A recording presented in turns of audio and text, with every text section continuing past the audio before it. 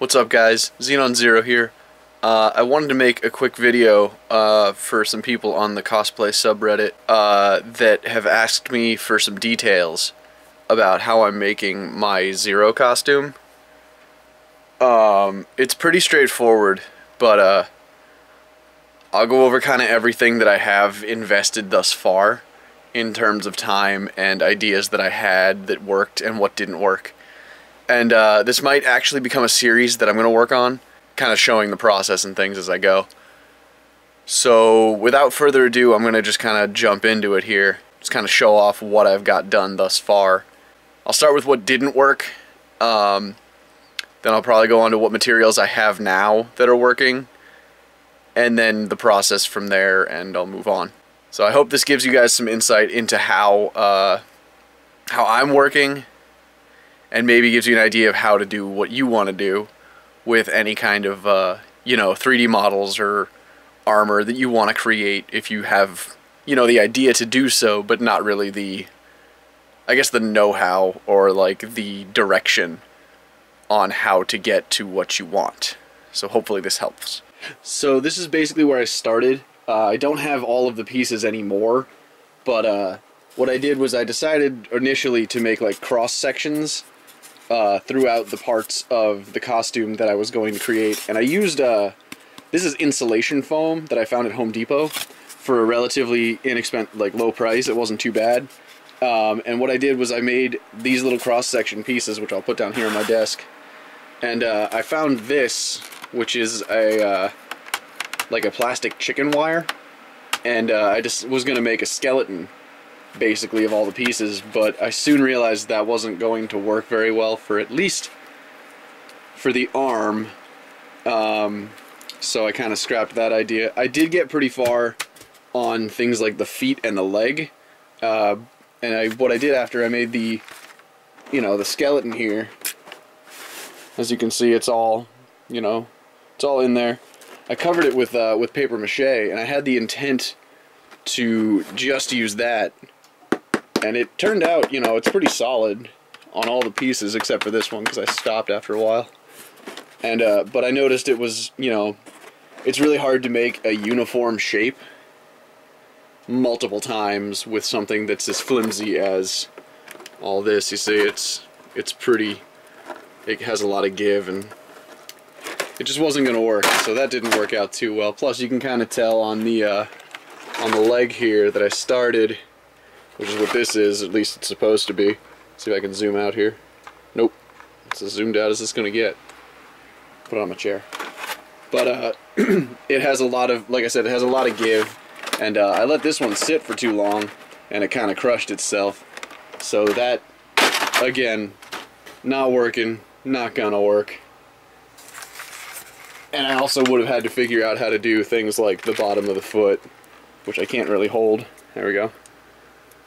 And I wasn't sure how I was going to do that, so that whole deal was probably about 25-35 hours that I just completely wasted. So don't do that. That doesn't work, and I don't recommend it. There are definitely better ways to do it. But I'll show you now the materials and things that I'm using now that are working, and kind of where I'm going from there. Okay, so these are the actual materials that I'm using now, minus one, which I can't really fit on the desk. This here is 110 pound cardstock. It's a little bit heftier than regular paper. It's definitely what I would recommend. You can use 90 or 110 and it works great. I'm using it for a process called pepakura, which I'll explain. If you don't know what it is, I'll put links and stuff in the description down there, and you can kind of see what that is. This piece of wood, this is just a piece of the pep that I haven't put together yet. This piece of wood here has been my cutting board, and I've been using it to help with folding, which I'll explain in another video, outlining how to do pepakura and stuff like that, because I do still have some left to do. Scissors for cutting, obviously, an X-Acto knife. I use the big handle one because it's more comfortable. You can use any of them, I don't care. For fine cuts, in some of these, you get shapes like this, where you got to get in this tiny area, and I don't trust myself with scissors to do that. Hot glue gun and glue sticks, which I think I had 20 when I started, and now I'm down to 5. So you're going to use a lot of glue. And then also, the only other material that I'm going to be using, which I haven't yet, is L200 foam. And that's what these are, these panels. These are actually playroom mats that you can buy at Kmart for like 15 bucks for a whole box of them. They're designed to walk on and, you know, all that mess, but they're actually made out of L200, which is a heat moldable foam. Basically, if you heat it up, you can make it conform to any shape, and that's really convenient. I'm going to be using this for the breastplate and probably the cod piece as well. It's not super thick, which is good, so it means I'll still have pretty good mobility and I can still mount things to it. But I'm probably going to end up having to cut through that with the X-Acto knife or a box cutter of some kind. But those are all of the materials that I'm using right now. I'll kind of explain the process and show you kind of where I'm at thus far, so you can see kind of what it looks like. Okay, so these are two of the pieces that I made out of Pepakura. They're not, you know, super rigid or anything. They're actually pretty easy to bend, so I'm being pretty careful with them right now.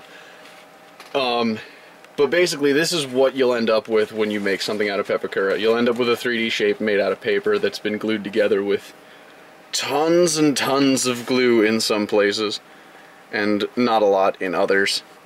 I've created so far these two pieces here, which are the bracers. They're going to go over my forearms.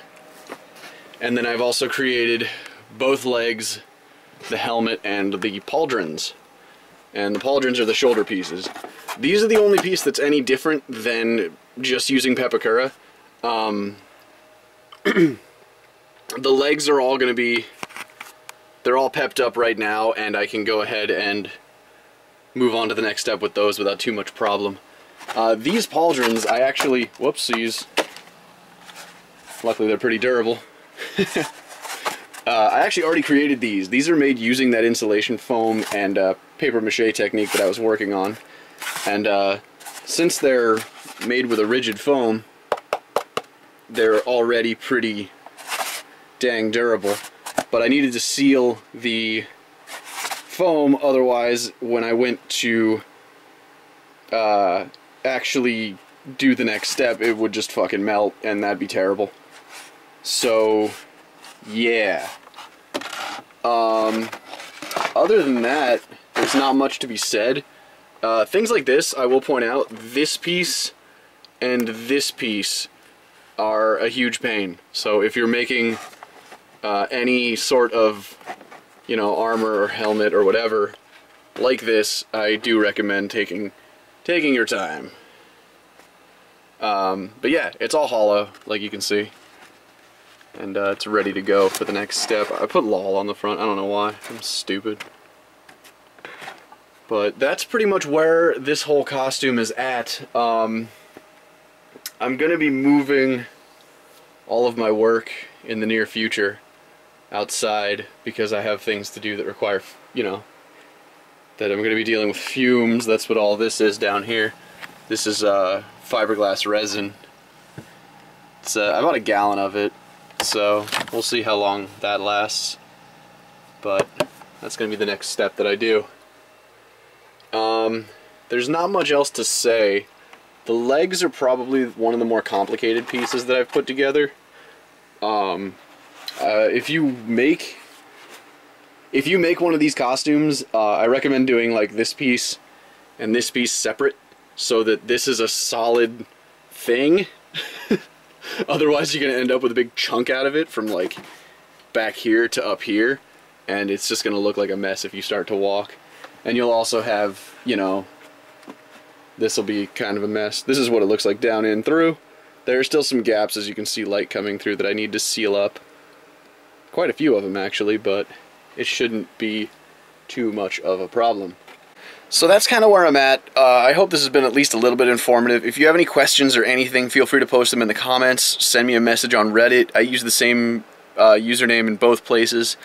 You can find me on Twitter on the same name, and just feel free to ask away. I mean, I'm doing this with zero experience, so I can't promise that I'm going to have the most in-depth and, like, detailed description of what I'm doing, and I'm going to know everything, I'm the authority. No, I'm probably going to send you somewhere that I looked for information and, you know, try and just point you in the right direction. So if you have questions, let me know, and I'll try and answer them to the best of my abilities. And if you want to see more of this, I will be trying to do this as like a, probably like a weekly series, maybe, I don't know, where I just show what I've done during the week and like maybe some of the process stuff. I'll probably post a video later this week of plans for the future, like what steps still need to come